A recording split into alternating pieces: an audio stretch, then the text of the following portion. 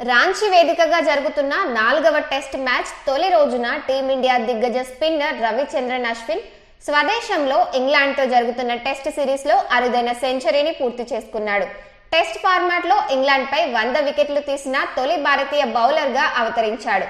Johnny బెయిర్స్టోను LBW out చేయడం ద్వారా అశ్విన్ ఈ ఘనత సాధించాడు.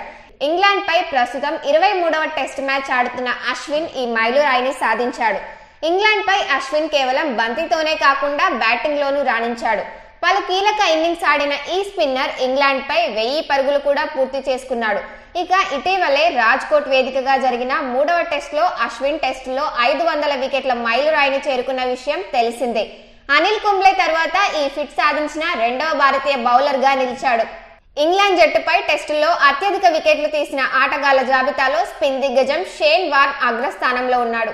ఇంగ్లాండ్పై 36 టెస్టులు ఆడిన వార్న్ ఏకంగా 195 వికెట్లు పడగొట్టాడు. ఇక భారతీయ స్పిన్నర్ల విషయానికి వస్తే అశ్విన్ తరువాతి స్థానంలో బిఎస్ చంద్రశేఖర్ ఉన్నారు. ఇంగ్లాండ్పై 23 మ్యాచ్లు 95 వికెట్లు తీశాడు. ఇక అనిల్ కుంబ్లే 19 మ్యాచ్లలో 92 వికెట్లతో ఈ జాబితాలో 3వ స్థానంలో నిలిచాడు.